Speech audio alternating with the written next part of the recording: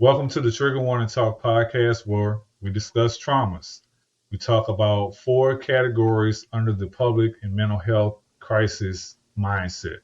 Those are missing persons, sexually based offenses, domestic violence, human and sex trafficking.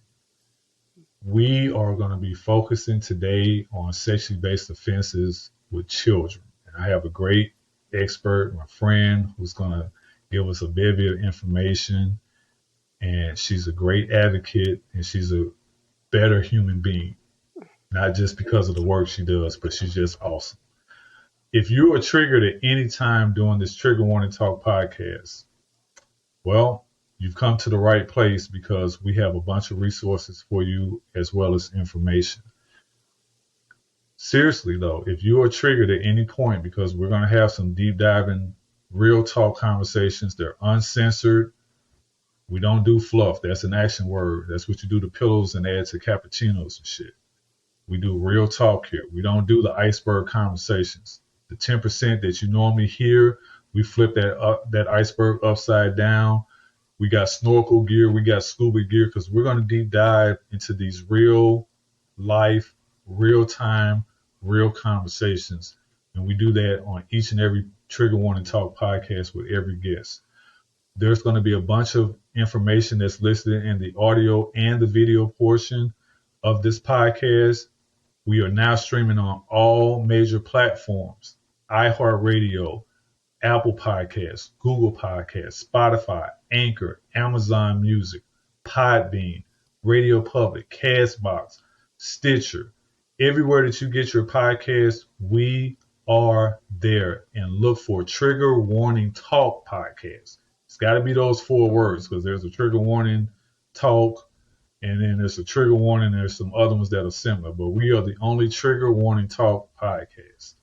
So I want to introduce my guest for the next 50 minutes, Miss Leah Abraham.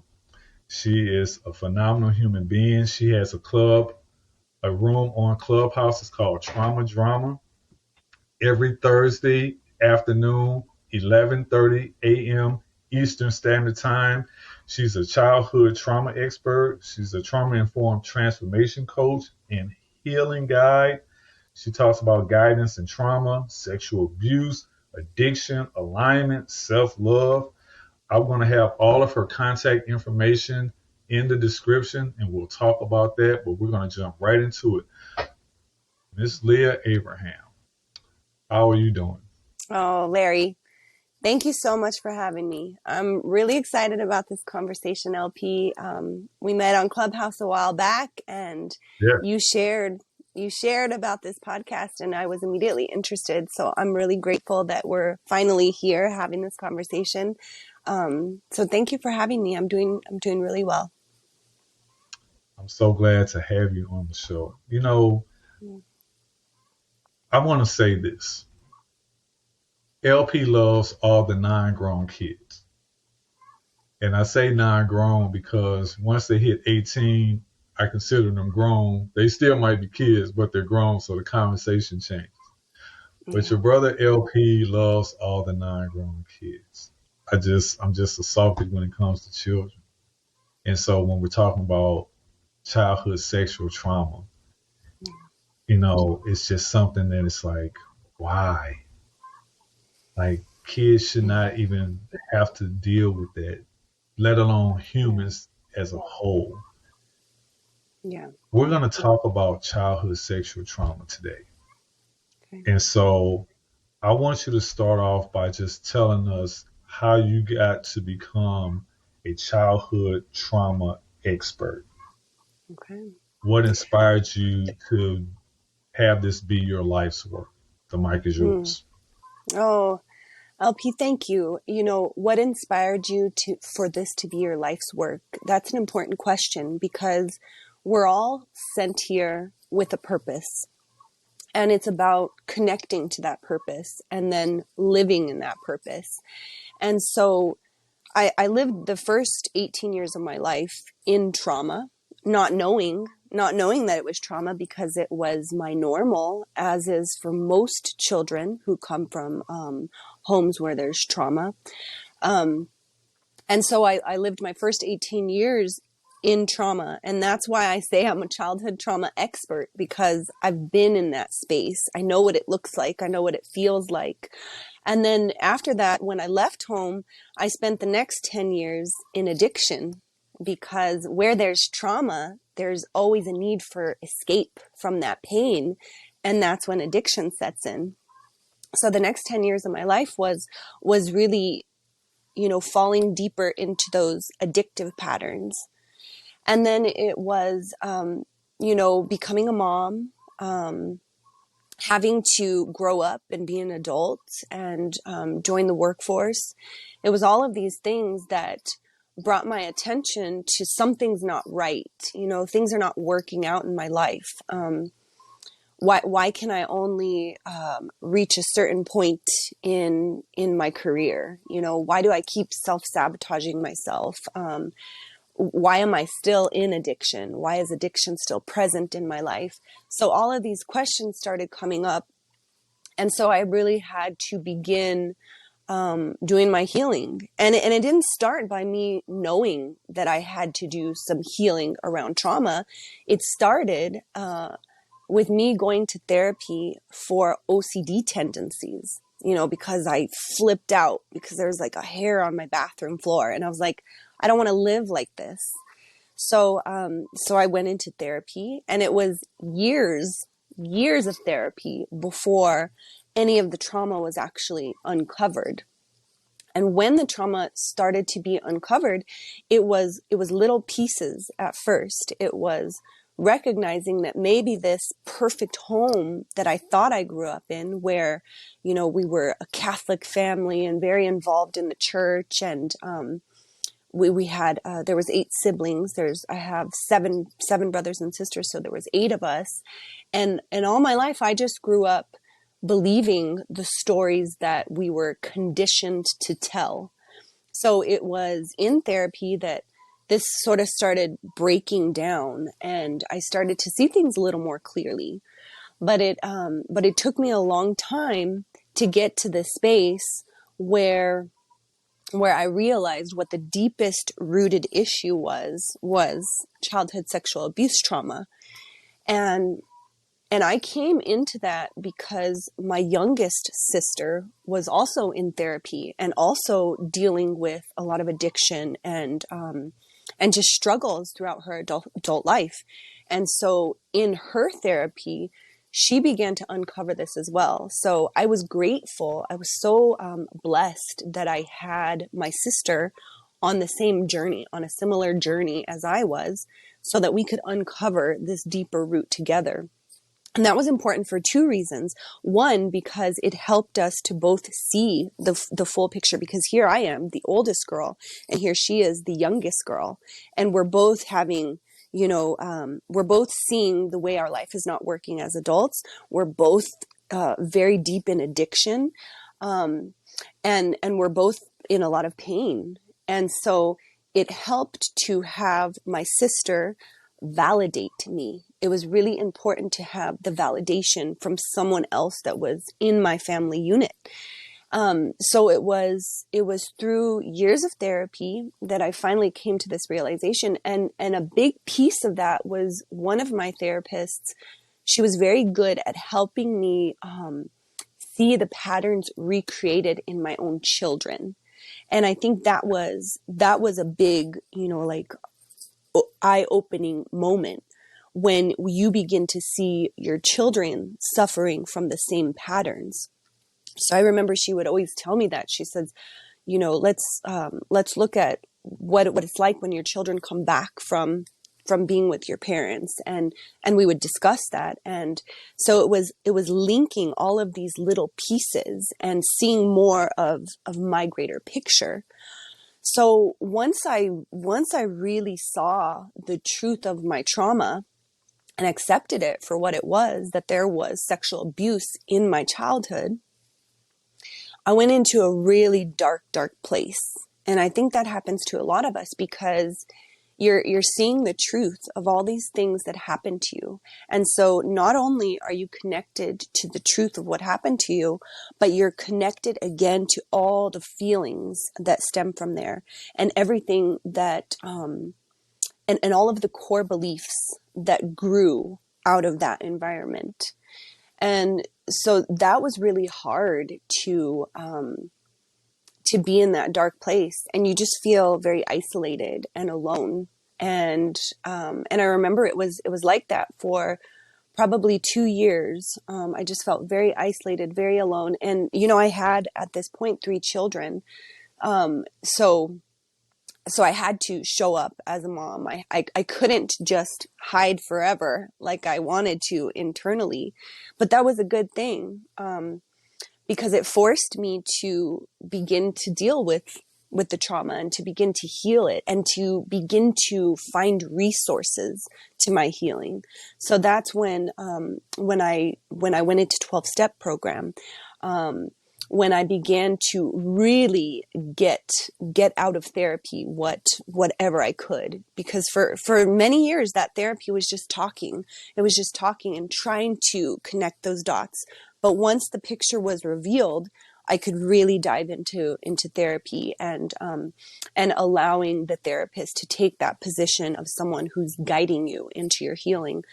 So through that, in that time, I received, and I say it's like, I don't want to say received a vision, because that sounds like spiritual or something, but I received this information because when I was in 12-step, I had such a hard time with the first step, acknowledging that you have an issue, because I was like, I want to be in control of my life. So if I'm saying that I'm not in control of this, then how am I going to fix it? And so I sat with that. And then finally it came to me, my alignment image. And I don't know how much you follow me on Instagram, but I've created this alignment image where I identify the 3 parts, the mind, the body, and the spirit. And I identify how they should look when we are in alignment in our present moment. So when we are out of alignment, we are literally disconnected from our higher power, from our source. And so when we are disconnected from that, we really do have no control over our actions. And so it was through that realization that it helped me progress in the 12 steps to come to that understanding. And it gave me this tool that then turned into the foundation of the work that I do now. So I now have the 5-step healing process, and that alignment image is the foundation of it, knowing what it is for you to feel in alignment when your mind, your body, and your spirit are together in the present moment, and you're taking action and making choices from that present moment awareness. So that's kind of the journey. I'm going to pass it back to you, LP, if you wanted to ask, deeper dive questions in any of that I just shared. But that's kind of what brought me into where I'm at now as a coach and a healing guide. It was going through that trauma as a child, then going through all of the addiction to try to escape it, to run from it. And then it was going through the realization, the releasing of denial surrounding that trauma. It was seeing the truth clearly and gaining that clarity. Then it was going through the dark night of the soul and that very isolated place. And then it was coming back out with with this new awareness, with this new empowered feeling of that alignment. And that's how it connected to my purpose. When I realized that what I had gone through and the tools that I had gained could be helpful to others, and I started putting that into practice and seeing how much people needed that guidance, and realizing how many people have gone through the same experiences that I have or similar, that it was needed. And so it was in that moment that I'm just like, this is what I'm meant to do. And the more that I do it, the more that I connect with people and help them uncover their truth, the more it just feels like I'm in the right place. And I know that, that I've been blessed by knowing what my purpose is and being able to step into it and serve those who need my guidance. So I'll pass it back to you, Larry, if you want to ask further questions in that. Yeah, you're such a great host and moderator on your platform. You're my John Stockton. I'm your Karl Malone. You have a great assist. You give me the ball, and I score the basket, and we both get a notification, and we get props for that. Thank you. I want to focus the meat of this podcast on 3 areas, and then we'll jump into your 5-step healing process that you created. The title of this podcast is Stigmas, Taboos, and Stereotypes of Childhood Sex Trauma. I want us to focus on those 3 areas. As a childhood trauma expert focusing on sexual abuse, let's start with the stigmas. What do you think are the stigmas associated with childhood sexual trauma? Okay. So when I think of the stigmas, it's this sort of like blanket idea surrounding a specific concept. And the blanket idea surrounding this particular concept is that people are afraid of it. People are afraid of it, and it's not something you talk about. And if you ask any child who's ever been sexually abused, that is what they're taught, that you don't talk about it, you don't speak about it, and you live with the fear of it, and you deal with it on your own. So there's this big stigma that, this is a dangerous subject to speak about, that it's going to trigger people, that it's going to cause upsets in family, that it's going to cause more hurt than good. And that is a false statement, because in order to change something, we have to see it clearly first. We have to see it. We have to acknowledge that it's there. We have to see it for what it is. And then it's from that space that we can advocate for change. But this stigma that this is a subject we don't speak about, it's really a disservice to anyone who's been abused, to anyone who has a child or a family member that's gone through abuse. It's a disservice to humanity is what it is, because it's not allowing us to shine the light on the darkness of this issue. So I would say, this idea that it's too taboo to talk about or too upsetting to talk about, those are true statements. It is upsetting to talk about, but sometimes we have to be in uncomfortable places so that we can make the change that's needed. So I hope that answers the question. Absolutely. Let's jump to the next bullet point. The taboos. What are the taboos as you see it from your professional point of view about childhood sex trauma? So one of the things that I hear a lot is that you're going to trigger the trauma, and it's going to be like re-traumatizing the individual who is, speaking about it or listening to it be talked about.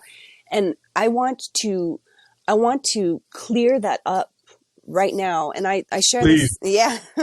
I share this often in my Please. room, and you've probably heard me say it, Larry, but the thing is, we have already been through the trauma as children, as a child. We already endured the damaging effects of that particular experience. It already lives with us. So we have already moved through that experience. Granted, much of it stays within us and we bring it with us, but the actual experience when it's happening to us, we've already been through it. We have come through onto the other side as adults. So to begin going back through the trauma with our conscious awareness, with our choice, It's a completely different journey. It's a completely different journey. And granted, it will bring up the pain and the sadness and all of the emotions that were tied to that particular experience, because that's what we want to do. We want to bring up the unprocessed emotions from that specific event so that we can feel them, process them, release them, transmute them, release them, get rid of them. And not have them living within us anymore. So that's the biggest one, is people are so afraid to be re-traumatized, but what they don't understand is that the trauma lives within them. So the smallest little things that trigger your trauma are going to activate that pain anyway. And if you are unaware of that, you'll probably move into an addiction pattern, which helps relieve some of the pain of your present moment at that time. But it also puts us back into that looped pattern of shame, guilt, and back into the pain of the trauma. And then we're back into the addiction. So it takes us on this circle. So if we have the conscious awareness of the trauma that lives with us, the traumas that we've been through, to choose to do the healing work, to choose to go back through with that conscious awareness, it's a completely different journey. And it is only going to provide healing. Yes, there will be a lot of pain because you're connecting with the original pain, but through that connection and through that giving your attention to what wants to be processed, you're going to feel better. You're going to feel better. You're going to begin to see the world differently. You're going to begin to see yourself differently. And the way that you show up in the world changes. And the world opens up to you. So that's probably the biggest one, and really the only one that I'm going to speak on, this taboo of thinking that if we talk about these things, it's going to be re-traumatizing. The thing is, if we don't talk about them, it's re-traumatizing every day because it lives within us. So, Absolutely. Yeah. Last but not least, the stereotypes. The stereotypes. What say you, my dear? That's an interesting question, LP. Because the thing is, this sexual abuse trauma, it is not specific to one gender. It is not specific to one race. It is not specific to one age group. It's not specific to one nationality or religious class. It affects everybody. It affects everybody. So a stereotype is, like, you can't put it into a category. I think there may be a stereotype around, this only happens to the poorer population, or this only happens in broken homes, or there's, sure, people can attach it to whatever stereotype they feel it connects to, but the truth of the matter is that sexual abuse affects every piece and person of this society, of this humanity. It is a pandemic, this sexual abuse. It is a pandemic because it is something that everybody is affected by worldwide. This is a worldwide issue. So there is, to put a stereotype to sexual abuse trauma is seeing the issue with a very limited mindset. So I think we have to remove all of those stereotypes, because there are so many different people that I have worked with personally that come from all different backgrounds. Lots of money, no money, broken homes, homes that stayed together. That was my case, a different religion. So there, to put it into a stereotype, I think, is looking at the problem in a very limited mindset. I'm glad glad you said that. Mm, The reason that I want us to talk about the stigmas, the stereotypes, and the taboos is because I personally believe that mental health crisis is the world's oldest continuous mm, pandemic that's been around since the beginning of mm, mankind. You've heard me say this on many occasions. yeah, And the three barriers that I believe they keep people from seeking mental health therapy or therapies are the stigmas, the taboos, and the stereotypes that are associated with yeah, it. I always say also that negative seed that's associated with mental health tends to be these titles. mm, A great icebreaker that I give people when you meet somebody is this: ask them what's the first word that comes to their mind when they think about or hear mental health crisis.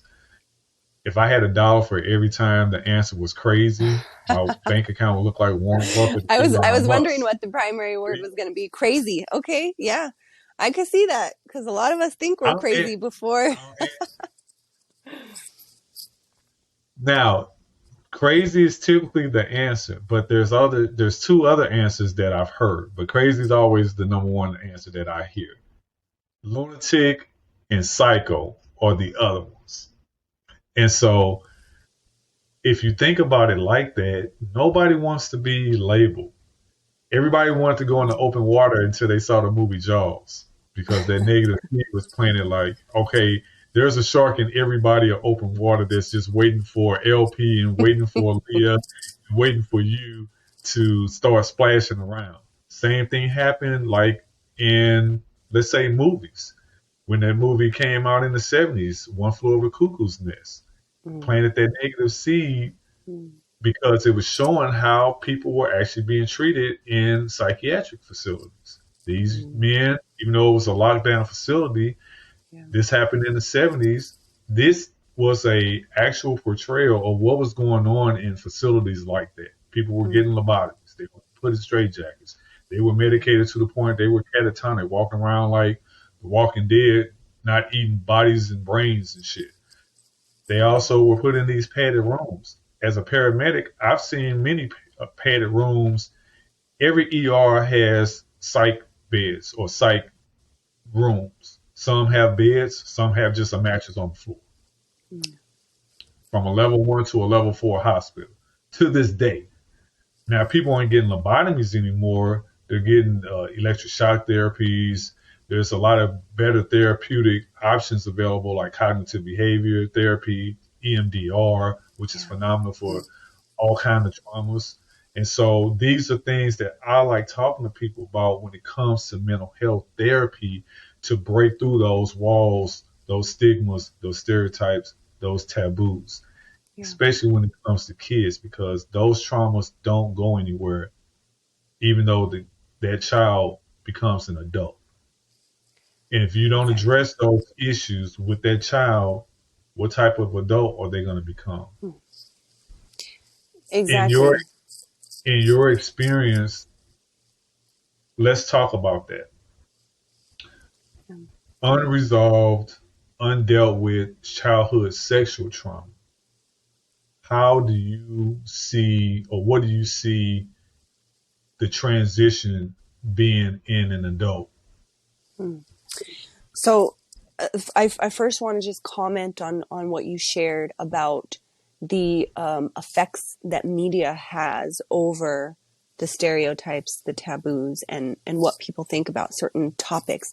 It's incredible how influential the media can be to Right. to any particular situation, and this one especially. I do want to say that I've witnessed a shift within the last couple of years in regards to mental health and the way that it's portrayed in the media, and the importance of giving our attention to it, proper attention to it. So I'm grateful for that shift, because you're exactly right that the media controls a lot of our conditioning. So it's important to understand that, and to really begin to think for ourselves, which is hard when you've been conditioned out of that. But it's also empowering when we know that we can think for ourselves. So in terms of your question, I'm just going to answer for myself personally. So Sure. yeah, so what I noticed in my adult life was definitely the addiction. However, I was in college, so I just thought, this is what you do in college. You get crazy and you drink a lot and you try different drugs and you have a lot of sex and like all of I just thought that was part of being in college, like that was part of that part of your life cycle. And so I embraced it fully. And because I was finally out of my home where there was a lot of control, there was a lot of covert abuse, there was the abuse. Um, and I want to share something that's important about my abuse. So my perpetrator is my father, and he's a very intelligent person. He holds a high position at his employment. He's very active in the church, all of these things. So he's really good at compartmentalizing his pedophilia. And so he chose to molest us pre-verbal. So from the time essentially we were born up until after potty training. And then granted, living in a home where the head of the household is a pedophile, there's a lot that goes on there covertly, so that the energy of things was always being absorbed. But the actual visual memory, that was, I think, what took me so long to come into the knowing of my abuse, because I didn't have the pictures in my mind, which after doing a lot of the work I do, I'm grateful. I'm grateful that I don't have the pictures like some people do. So growing up, I really believed that, we were this perfect family because, we were always going to church. We, well known in the community. We looked right on the outside, because that was very important for my mom to make sure that things looked perfect on the outside. And me being the second oldest, the oldest girl, I was put into the role of ensuring that things looked perfect and making sure that if something happened, that it was corrected right away.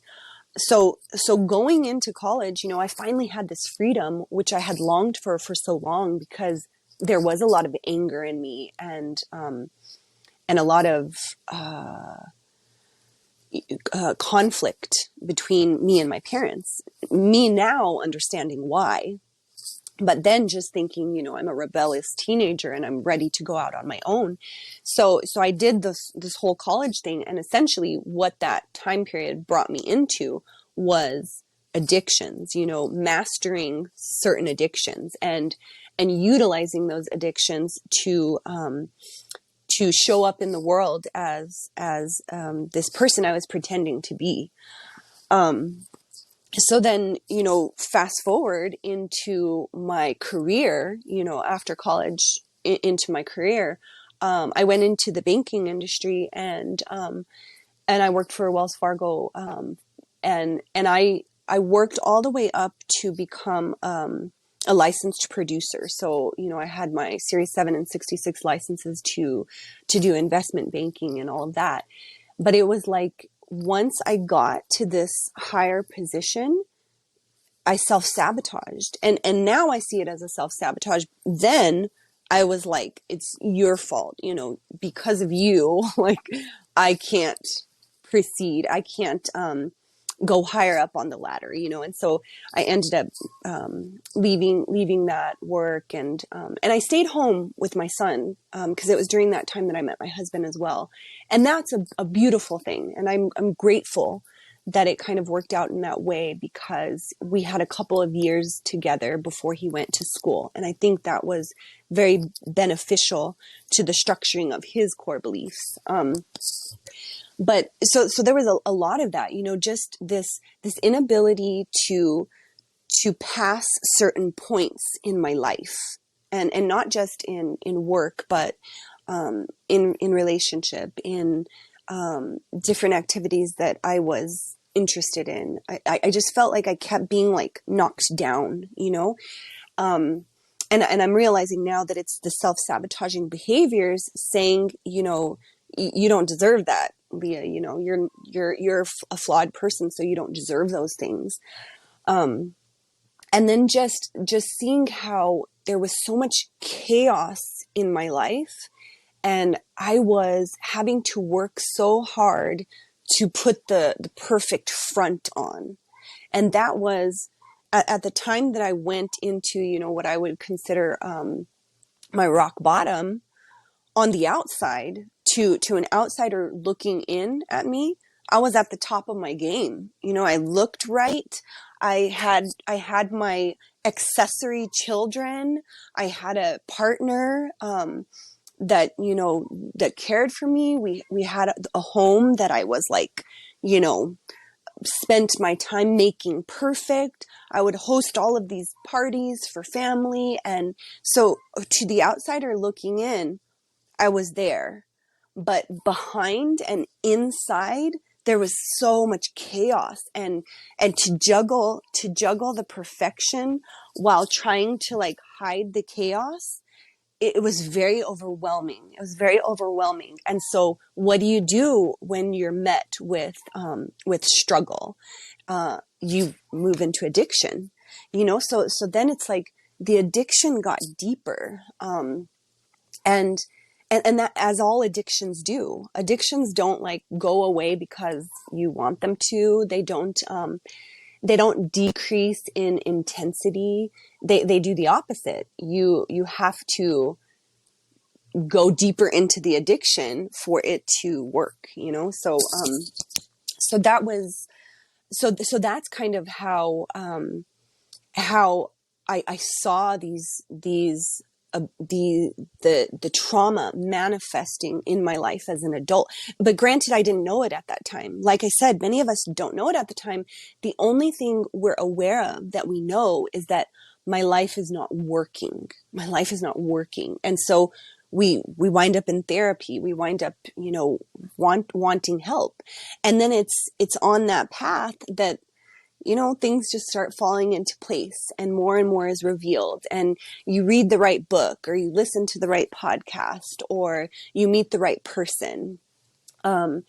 And then it just, it guides you onto your healing journey, and more is revealed. More and more healing happens. You come closer and closer to your natural state, to who you are. You begin to come home to yourself, as I like to say. But I hope that answers your question. That's how it manifests. And I want to say one more thing about this.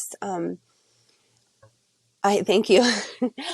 You know, all of my closest friends, many of them, knew that they had sexual abuse in their childhood. I didn't, you know, our minds are amazing our brains. This human body is amazing in the way that it can shut down parts of itself so that we can move into adulthood, so that we can move through the trauma. And so I didn't remember my trauma, but all of my closest friendships, they knew they had sexual abuse trauma. So that's one of the ways that I help my clients uncover things. I ask them to look at their closest friendships, and if they know, if there's any uncovered trauma within their friendships, it's very often that we share something similar, because we connect to people on the level of our pain, on that deeper understanding of who we are, what we've been through. And a lot of that is pain. So I want to say there was a point in my life where I was in this position, and everyone that was in my circle had sexual abuse trauma, but I was like, oh, I don't, you know? And so to watch the way that addiction took place in their life, the way chaos played out in their life, I was no different. I was no different, except for the fact that I thought I was, except for the fact that I was raised Catholic and I was a good girl, you know, but the way we were living our lives, and the chaos, the addiction, all of the things that were happening in our lives, the crazy relationships, you know, the domestic abuse that happened, all of that was the same. I was living the same life that they were, except for I thought that that I was, that I was above that. So it's important for me to point that out, because even though I didn't know about the trauma, it manifested in my life as an adult the same way that it did for those people that knew they had the sexual abuse trauma. So yeah, I hope that answers your question. Can you repeat that last? Can you repeat that last part, because it was kind of mumbled? Sure. So although I didn't know about my trauma, the way it manifested in my life as an adult was the same as those friends who knew about their sexual Okay, abuse trauma. So even though I gotcha. wasn't connected to mine at the time, I didn't have the actual memory of it at the time, my life was playing out the same way that theirs was, with the addiction and the chaos and the lack of control. And so, I think that's an important piece to know, that even if you don't have the connection to your sexual abuse trauma, if you are seeing all these patterns and struggling as an adult, with your life not working, it's very likely that there is trauma in your childhood that's just been shut out from your memory. So, yeah. Powered by Riverside FM. This is the Trigger Warning Talk podcast. We discuss traumas. We are talking with childhood trauma expert Leah Abraham. She has a club on Clubhouse called Trauma Drama that meets every Thursday, 11:30 a.m. Eastern Standard Time. We are presented by Anchor, produced by Penton Pending Consulting Solutions LLC. I want to jump to the next part of our conversation. You have created, you call it the 5-step healing process. Yeah. Tell us about that. Yeah. Thank you for giving me the space to share about that, LP, because this is the format. This is the process that I walk my clients through. And through my whole journey, through my trauma, through my addiction, through my healing, this is what I have put together from all of those experiences. And it's something I passionately believe in, to help people heal. So the first step of the 5 steps is alignment. So I talked a little bit about that we have these 3 parts. We have the mind, the body, and the spirit. And so, the body we're all familiar with. It's our physical body that is here present where we are. And then if you think about spirit in terms of whatever it is that breathes your body, that beats your heart, breathes your lungs, life, whatever higher power you believe in that gives you life, that's what spirit is. That's what's giving life to your body in this moment. And then so the third part is the mind. And I say that the mind is the soul in human form, because the soul knows what its purpose is. It knows, it has all the knowledge of past lives, if you believe in that type of thing. So it carries your knowledge, and it is the essence of who you are. But when that soul comes in to have a human experience, when it comes into human form, it becomes the human mind, which can be conditioned and traumatized, and can learn and can connect to our 5 senses. So if you think about the mind being the soul in human form, and you think about these 3 parts, the body is always physically where you are. Your spirit is always where you are, because if you are breathing, then spirit is there with you. So it's the mind that has the capability to move out of our present moment. It can live in the past. It can dwell in the pain of the past. It can anticipate the pain of the future. So it's very important to learn what it is to be in alignment, where your mind's focused attention is where you are in the present moment, and you are acting from that space of present moment awareness, and you're making your choices from that aligned space. So that's the first step, is that I work with people to help them understand these three parts, and then help them understand what it feels like for them when they are aligned in those three parts. The second step of the healing process is self-love. And self-love is extremely important to our healing, because when we begin to do the deeper work of uncovering our traumas, all, like I talked about earlier on in the podcast, all of those feelings, those negative emotions, the negative experience is felt within the body again. It comes into our present moment. And so at that time, it's imperative that we have some level of self-love for ourselves, so that we can move through that. And it's very important to understand that when I say self-love, there are different levels of self-love.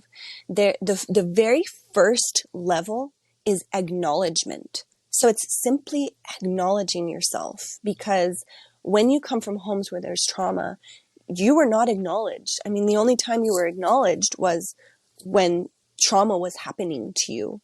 So to acknowledge yourself, to see yourself, is very important and very new for many people. So that is the first level of self-love, is just acknowledging yourself. From that space of acknowledgement, we move into acceptance. And that's seeing yourself exactly as you are and where you are, and then accepting yourself. And accepting just means, yes, this is me and this is where I'm at, period. And that is those two levels of self-love is usually where we stay in the work that I do, because we're all at the beginning of this self-love journey. This is the hardest step for everyone who's ever gone through my program, is the self-love. And it's because it is the piece that's missing from the equation, because the trauma is there with us. Ever since it's happened to us, we carry it with us. The addictions have become so present in our lives that they're very familiar as well. The alignment is what we're born into. So at our core, we're familiar with that. But this concept of self-love, this concept of love, is what's new to us. So it's very difficult for people to implement this step. So we really just focus on those two levels of self-love, the acknowledgement and the acceptance. The third step is releasing our denial and seeing our trauma clearly. So, you would think this is the hardest step for people, to go back to that trauma. But to be honest, this is, I find that people are relieved in this step. They're relieved to be able to connect and bring that trauma for processing and healing. So that's, that step is pretty self-explanatory. It's uncovering your deep traumas, what I like to call the break in spirit. It's uncovering when your spirit was first broken. The fourth step is addiction, and that step is seeing our addictions clearly, because a lot of times we don't like to acknowledge the addictions that we have, because we just don't want to see ourselves in that light. But it's important to see those addictions clearly, because they tell us so much about our trauma, about the pain, and about how we've learned to cope and escape that pain. And all addiction starts off as something helpful to us. And so that's a very important piece to the fourth step. The addiction piece is helping people understand that the addiction began as something very useful to you, because the addictions begin in childhood, and not like the addictions that we think of as adults. But if you think of in childhood, when there's trauma happening, you learn to hide, you learn to lie, you learn to perform. And these are all things that are not in alignment with who we truly are. Like when we are our true authentic self, we don't have to lie or hide or perform. We just are who we are. So that's how we can tell that those are an addiction, because it's something that's outside of ourself that we have learned to utilize to help keep us safe or to move us out of a traumatic situation. So to understand that addictions always began as something helpful is really important in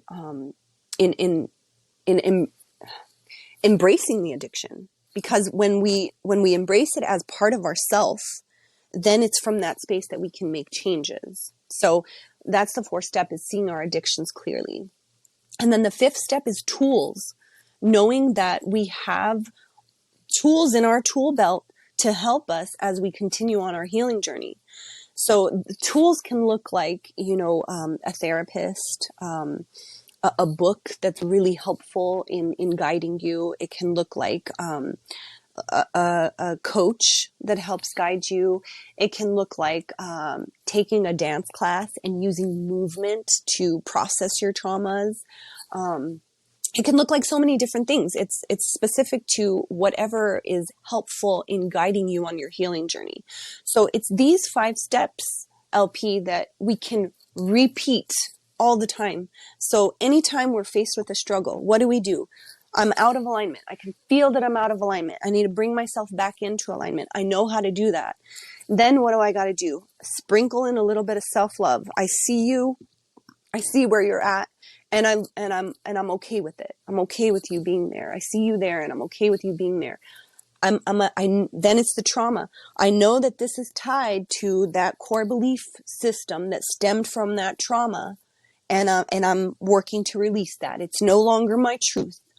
And then we're in the addiction part. We're faced with this struggle, and we can either heal it or we can move into addiction. So very important to have that conscious awareness around our actions when we are faced with a struggle. Are we going to move into addiction, or are we going to change this? Are we going to do something different?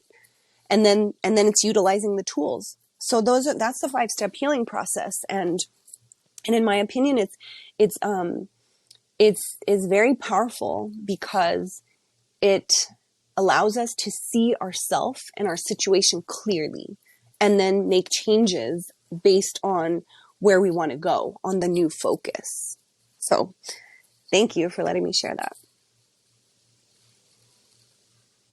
Those 5 steps that you have created, phenomenal. Thank you. Phenomenal. Thank you. You are incredible. I'm telling you, Leah. I'm sitting here writing all kind of notes. Like, I'm just soaking it all up. I'm absorbing it in, and it's staying in, because this is exactly why the Trigger Warning Talk podcast exists. Yeah. Professionals and subject matter experts like yourself coming in, thinking outside the box, doing thinking something about new, how we can, because the old way ain't working. doing something. We're not trying to reinvent the wheel. We're just trying to make this ride smoother. Yes. You know what I thought about? I always think about the first verse in the song Let's Go Crazy. Dearly beloved, we're gathered here today to get through this thing we call life. How prophetic is that? Yep. That's all we're trying to do. We're all just walking each other home, right? Yeah. Yeah. And these 5 steps that you have come up with, this 5-step healing process is going to help so many people deal with their childhood sexual traumas, as well as what other traumas that they may be facing, domestic violence situations. Yeah. And so for me, I thank you for sharing your knowledge and your story. Speaking of that, I got one question for you before we wrap up. If you could write a letter or an email to your younger self, what would you say? So the first thing I think about is what younger self, what age, as a child, there was a lot of this feeling of abandonment from God because we were raised Catholic, and that was my upbringing. And I often felt very abandoned by God, that my prayers weren't being listened to, that that he didn't care. So, and I say he didn't care. I believe that God is the universe, and it's the life that lives within all of us. It's the energy that moves the breeze and grows the plants. But basically, I think the letter that I would write to my younger self would be when I was probably in about 3rd or 4th grade. And I would tell myself that I don't need anyone from the outside, because what I need can be found on the inside. What I need can be found within. I would also tell myself that I'm a powerful person, and that I came into this life with many talents and gifts, and that I should never hide those gifts or minimize them, but I should always show up fully present, and share those gifts with the world, because that's what I came here to do. So I think that's what I would tell my younger self. That's awesome. I love it. I strive, I should say, and I try to have an end question for every guest. And I love the responses that I get. They're all so different, but they're also poignant, and they're also important, because I think no matter if you've experienced one of these traumas or not, I think we all should write a letter to our younger self and kind of think about what we would say. What would me, LP, say to a younger LP who experienced being bullied, who experienced growing up without my biological dad in my house, who experienced poverty and systemic racism and all these negative things I experienced as a child? What would I say to myself? And so I thought about that when I was formulating this podcast. And so this is a question that I really make an effort to ask every guest at the end of their interview. Speaking of which, we could continue to talk so many hours, but the time has come to wind down. I'm definitely going to have you back to deep dive into some specifics about childhood trauma in and of itself, not just sexual trauma, because you are an expert in childhood traumas. I believe probably the next time I have you back, we'll focus on domestic violence and how kids deal with those traumas. Yeah. So definitely, you're always welcome to come back, Leah. I love coming into your trauma drama room every Thursday in Clubhouse, 11:30 a.m. Eastern Standard Time. I'm from the Midwest, so sometimes I have to say Eastern because I'm still on Central Time, But that's a whole nother conversation. Leah, how can folks get in touch with you for anything that they want to talk about, whether it's this podcast, whether it's your expertise, to have you be their childhood trauma expert, to be a client of yours, any social media, you got the mic. Thank you, LP. I want to just comment on your question about what would you tell your younger self. Inner child healing work is a big piece of our healing journey, and it's important because when we experience that trauma,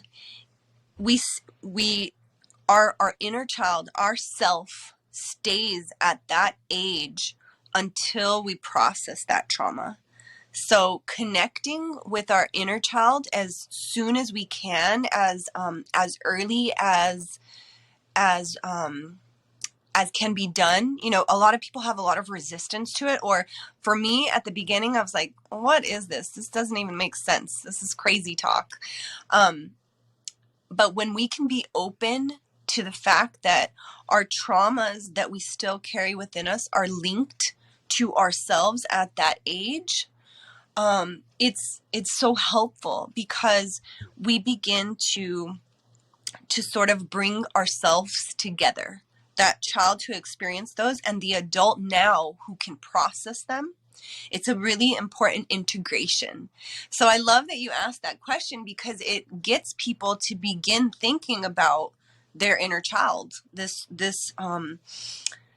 energy of themselves that's connected to that trauma that's still stored in their body. So I love that question so much. As far as how people can reach me, I'm active on Instagram at Leah Abraham 1111, and I'm active on Clubhouse, Leah Abraham 1111. Those are the two platforms that I am consistently active on. I'm present on other platforms, but these are the ones that I am consistently active on. So the best way to get a hold of me is through Instagram DMs, or join my room on Clubhouse and come and have a chat with me real time. So thank you so much, LP, for having me. This was a wonderful conversation, and we'll definitely have to do it again. The time flew by, and I feel like we barely touched on just a little bit. There's so much more to say. So I appreciate you. Thank you. Oh, absolutely. So, again, for the listening audience, this is a part one. It's going to be entitled Stigmas, Taboos, and Stereotypes, Childhood Sex Trauma with Leah Abraham. Part two, which will come in the fall, will be titled Stigmas, Taboos, and Stereotypes, Childhood Trauma with Domestic Violence. Okay. So that'll be the part two show. We're going to focus on children, their traumas, and the traumas that they're experiencing because of domestic violence. Leah, I love you, lady. I thank you for joining the Trigger Warning Talk podcast. Again, you're always welcome to come back. I'll have all your contact information listed in the description. Please, please, please reach out to Leah. She is a godsend on so many levels and has such a wealth of knowledge that she's going to help move that needle to heal. I thank you, Leah, so much. You have a great weekend, and I'll see you next week in these Clubhouse streets. Yes, sir. Thank you, LP. Sending you love, my friend. I appreciate you. Sending you love too. Peace and blessings. Bye-bye. Bye-bye.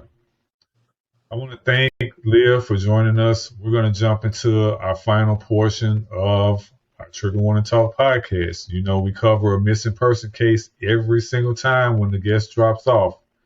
This particular case we're going to cover is young AALIYAH Shade Bell Hall.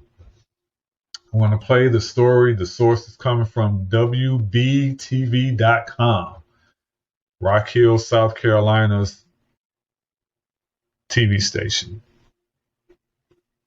I'm Maureen O'Boyle. This Thanksgiving will mark 4 years since AALIYAH Bell's disappearance. Rock Hill police say every anniversary of her disappearance, they get new tips to track down. But this is the first year that's been different. WBTV's Christy O'Connor explains why, all new on Primetime. Rock Hill police say AALIYAH Bell was at her uncle's house on Chestnut Street and told family she was going to walk home. She lived less than half a mile away on Confederate Street, but she never made it. She stepped off the front porch to go home in the rain. That's it. She just vanished. Captain Brent Allman says they've tracked every lead over the last 4 years, including several possible sightings at hotels or apartment complexes in Columbia and Charlotte. And none of that has turned out to be AALIYAH. Sometimes it's young women who look like AALIYAH, but not her. They say there was no indication that she planned to run away, and there was no sign of a struggle.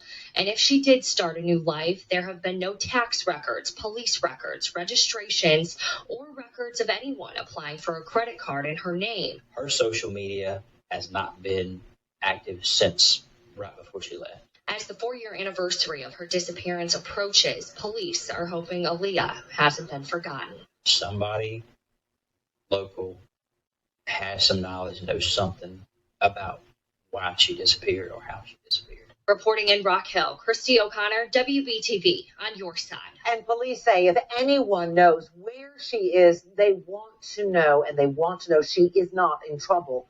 All they want to know is that she is safe wherever she may be. If you know something about AALIYAH, give them a call. Leah Bell, I want to read some of the information from the sources that I got from Mrs. LP, our missing persons expert. This is also posted on the WBTV.com website for this particular news story. So Alita Shade Bell Hall, date of birth is January 30th, 1996. Missing since November 25th, 2014. Age now is 22 years. Race black, sex female, hair black, eyes brown. She is listed at 5'6", weight of 145 pounds. Missing from Rock Hill, South Carolina. I'm in Charlotte, North Carolina. Rock Hill is less than an hour away, probably a 30-minute, maybe not even 30 minutes, probably about a 20-minute drive from Charlotte. Rock Hill is south of Charlotte. And again, AALIYAH, she is an adult, but she's missing. And we want to bring the same energy and the same media coverage to her plight of being missing as our non-black and brown missing folks. If you have any information, you should contact the Rock Hill Police Department in South Carolina. That number is 1-800-329-7200. Again, if you have any information about AALIYAH Bell, contact the Rock Hill, South Carolina Police Department at 1-800-329-7200. You can also contact the National Center for Missing and Exploited Children. Even though she's an adult, they have her listed on their website, and that number is 1-800-843-5678. Again, the National Center for Missing and Exploited Children, 1-800-843-5678 or 1-800-THE-LOST. I want to thank you for joining the Trigger Warning Talk podcast. It's been an excellent podcast today. We learned a lot. This is only part one of our stigmas, taboos, and stereotypes associated with childhood trauma. Today we focus on childhood sex trauma. The fall, we're going to have AALIYAH back. We're going to have part two, which will be stigmas, taboos, and stereotypes, childhood trauma, and domestic violence. I'm LP. Live in awareness, don't live in fear. Be safe. Watch your back. Watch your six, which is a military term for watching your back. LP out.